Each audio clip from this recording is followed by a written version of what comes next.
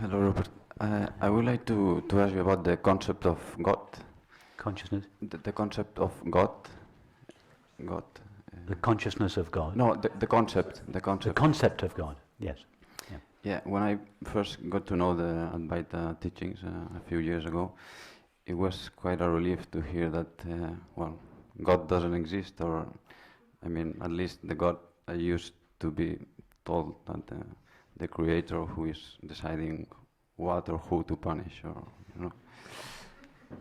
But then sometimes in Advaita, and even in the direct path approach, I hear like sentence like, you can take a lot of steps close to your getting to know your true self, but the last step is not on your side, it's grace, or it's on God's side.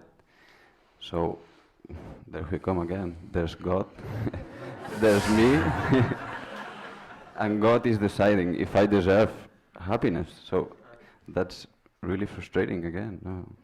I'm afraid it's even worse than that. It's not that you take all the steps and God does the last little bit. It's that God takes all the steps.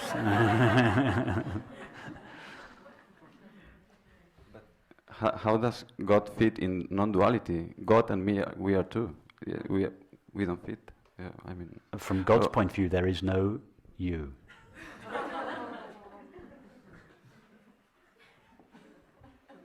From the separate self's point of view, there is either just the separate self, or sometimes the separate self thinks there is me and God. So it's either just me, the separate self, or me and God. But those are both from the point of view of the separate self. From God's point of view, there's always only God, only itself. God knows nothing of the separate self. How could infinite being know something that is finite? If there was room for something finite in God's infinite being, then that little finite object would displace a little bit of God's infinity, and then God would no longer be infinite.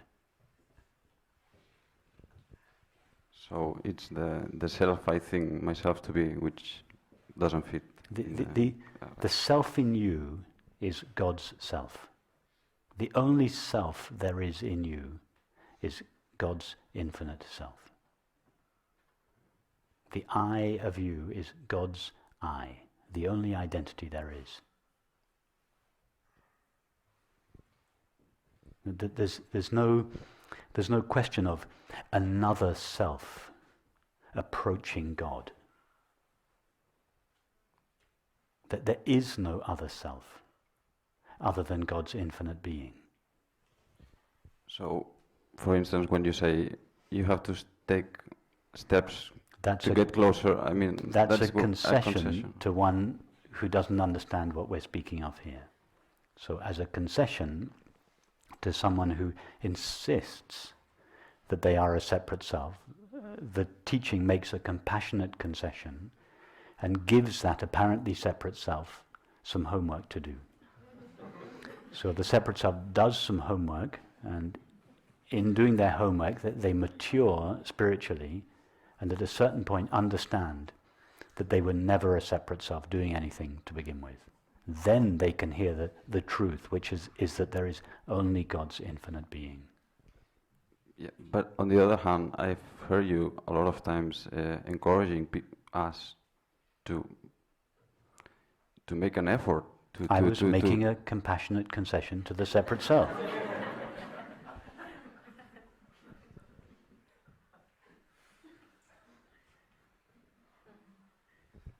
Okay, and then last. And I should say, I would still do so if it's not clear to us that there is only God's infinite being. If we think that there is another I in me other than God's I, then I would say to that I, explore yourself, become interested in what you are, cease being fascinated by your thoughts and your feelings, and become interested in, I'm talking to the finite self now. Stop being interested in your neuroses and your feelings and your ideas and your projects. Become interested in yourself. find out what is the nature of yourself. When you say I, what is the I that you are referring to? Go there, find it, turn your attention towards that and discover its nature. And as the apparently separate self turns its attention away from all the objects that it's been busy with for so many decades, but it turns its attention towards itself, it takes this journey.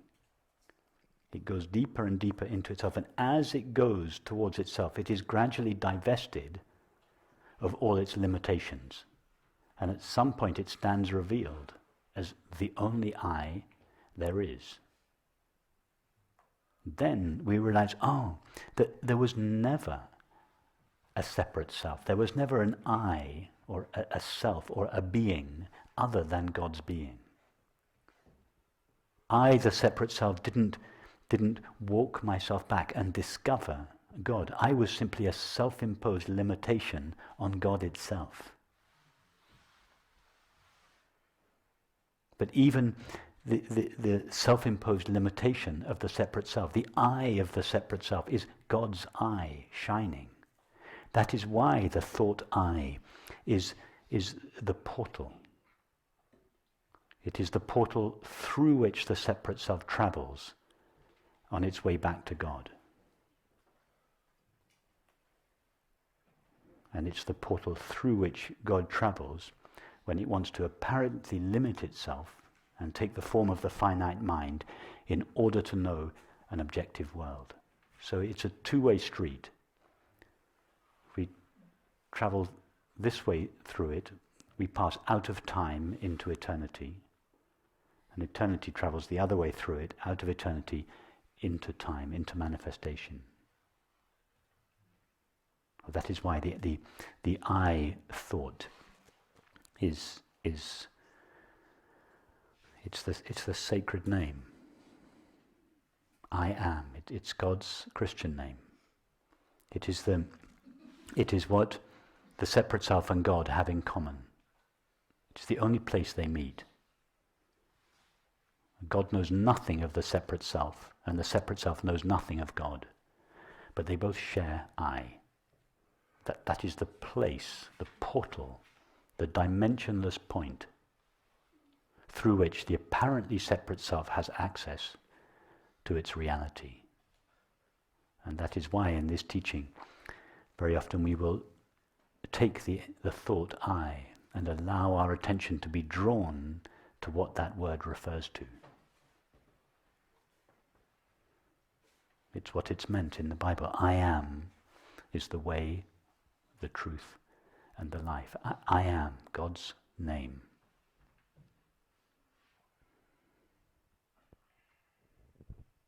I was going to ask just last question, but I don't think it makes sense anymore, because sometimes I have this confusion with God's concept that sometimes I find myself like praying to God or saying thank you for certain, and then I think, it doesn't make sense. What are you? Who are you talking with? You're right.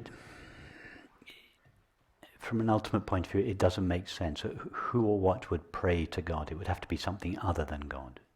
But at a more relative level, if we seem to be something other than God, then praying to God, and by praying, we don't mean, God, please may I have this, obviously, but a prayer in the sense of turning yourself towards God is valid. To pray, for instance, one might pray to be filled with God alone. When I was at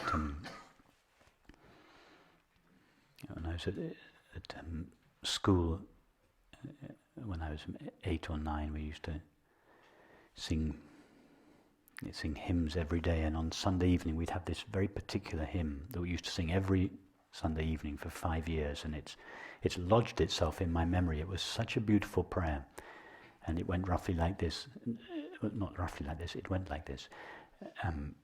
God be in my head and in my thinking. God be in my eyes and in my seeing. God be in my ears and in my hearing. God be in my mouth and in my speaking. God be in my heart and in my understanding. That would be a good prayer for the separate self. Just, God, replace me with you. Just fill my whole being with your presence. That would be a legitimate prayer. It would be an alternative to self-inquiry. In fact, it's the same thing through a different channel.